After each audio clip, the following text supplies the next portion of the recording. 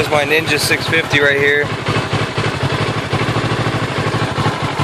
And it's not even, you can hear the engine just not stay constant at all.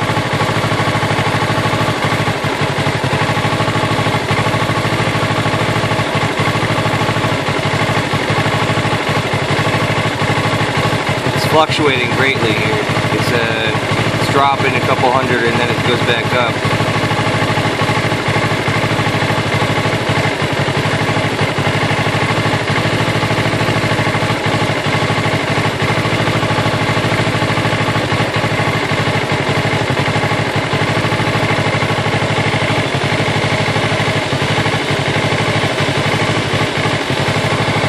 As soon as I raise it to 1500, it's okay. I don't know. It's fine at that point.